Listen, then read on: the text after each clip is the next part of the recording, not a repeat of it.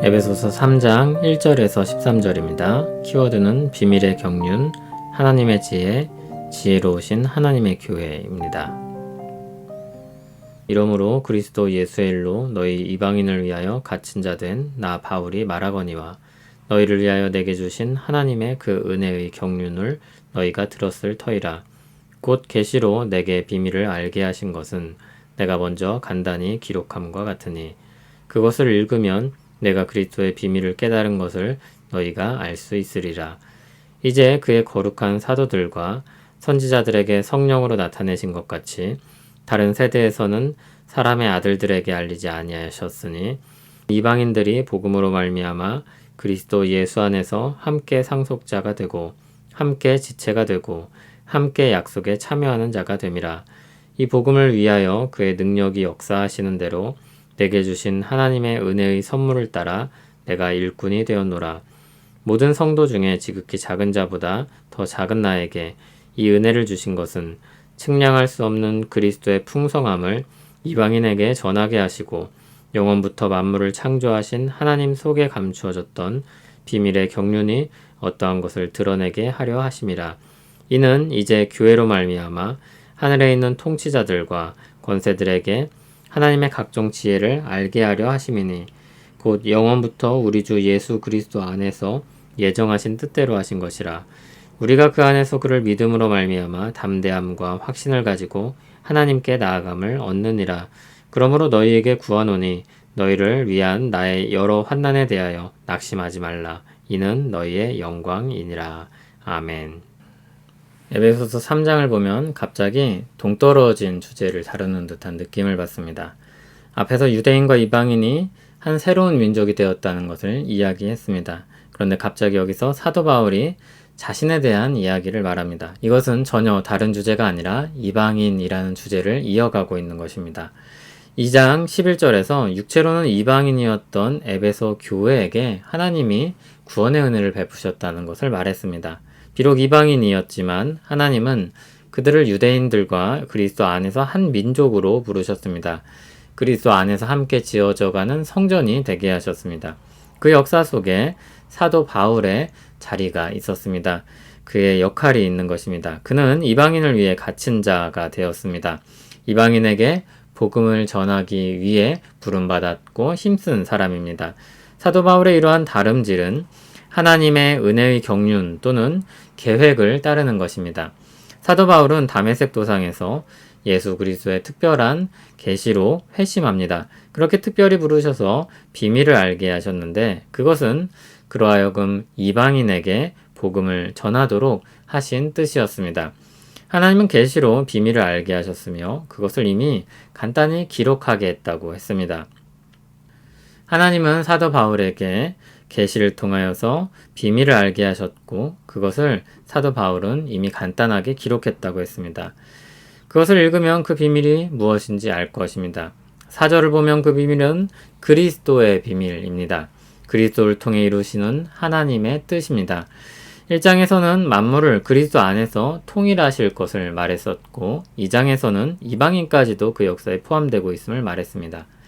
복음이 역사 속에서 어떻게 진행되며 누가 그 수혜자가 되고 어디까지 그 역사가 이어지는지를 말한 것입니다. 하나님 안에 감추어져 있던 뜻입니다. 하나님은 이방인을 포함한 온 세상에 새로운 민족을 세우실 것입니다. 그리고 온 세상을 통일하실 나를 향해 역사를 이끌고 가고 계십니다. 이 비밀은 다른 세대에서는 사람의 아들들에게 알리지 아니하셨다고 했습니다. 구약에는 그리스도께서 오시기 전까지 성령이 임하시기 전까지 감추어져 있던 것입니다. 6절에 보듯 이방인들이 복음으로 말미암아 함께 상속자가 되고 함께 지체가 되고 함께 약속에 참여하게 되는 일, 이것은 감추어진 비밀이었습니다. 여기서도 함께가 강조됩니다. 이방인도 함께 백성이 되었다고 말합니다. 이 일은 사도 바울에게 계시로 알려졌고 이방인에게 복음을 전하는 사도로서의 사명을 주신 것입니다. 8절을 보면 사도 바울은 자신을 모든 성도 중에 지극히 작은 자보다 더 작은 자라고 했습니다. 왜 그렇습니까? 사도 바울 자신은 주님의 교회를 핍박하여 자신의 구원조차도 말할 수 없던 사람이었기 때문입니다. 주님이 그를 구원하시고 사명을 맡겨 부르셨습니다. 은혜 중에 은혜인 것입니다. 그리스도의 측량할 수 없는 그 은혜의 풍성함을 이방인에게 전하게 하신 것입니다. 그것은 즉흥적이거나 상황에 따라서 정하신 것이 아니라 영원부터 창조주께서 품으셨던 뜻입니다. 창세전에 택하시고 예정하신 뜻입니다. 그것을 사도를 통해 드러내게 하셨습니다. 이 일은 교회가 하늘에 있는 통치자들과 권세들에게 하나님의 각종 지혜를 알게 하려 함이라고 했습니다. 여기 하늘에 있는 통치자들과 권세들은 천사나 사탄 같은 영적인 존재를 가리킬 수도 있고 세상에서 다스리는 사람들을 가리킬 수도 있습니다. 그런데 에베소서에서는 하늘이라는 이 표현을 다 영적 세계를 가리키는 방식으로 썼기 때문에 여기서도 그렇게 읽는 것이 좋을 것입니다. 하나님께서 감추셨던 뜻들이 역사가 흘러가면서 드러나게 됩니다.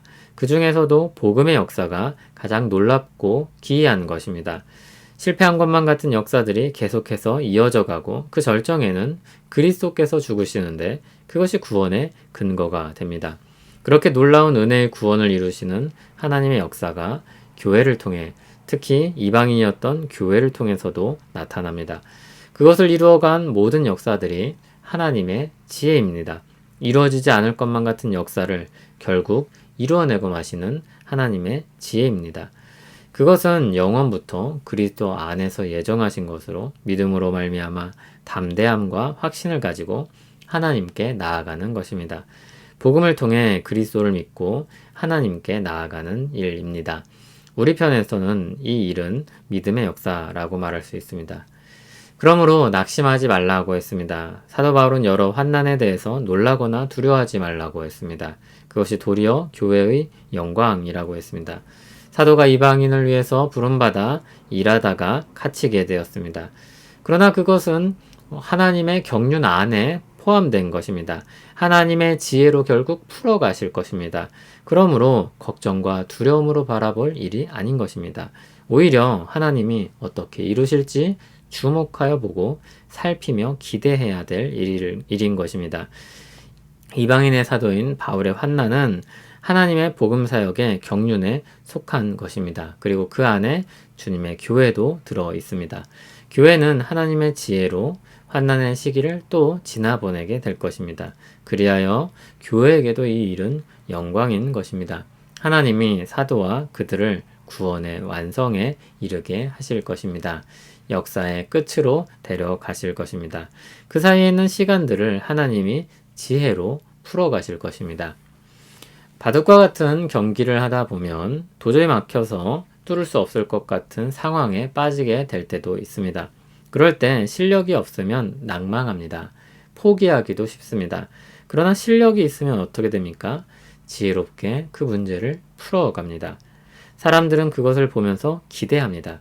이번에는 저 사람이 대체 어떻게 저 난관을 지혜롭게 헤쳐나갈까? 그런 기대를 가지고 그의 지혜를 살펴보게 됩니다. 하나님께서 이끌어 가시는 역사를 보면 전망이 좋지 않아 보이는 상황들이 참 많았습니다.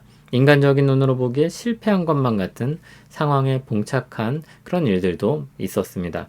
그러나 그리스도의 죽음이 실패가 아니라 하나님의 지혜였던 것처럼 하나님의 역사는 계속해서 놀라운 지혜로 뜻하신 바를 이루어 가실 것입니다. 그 뜻에 주님의 교회가 언제나 포함되어 있습니다.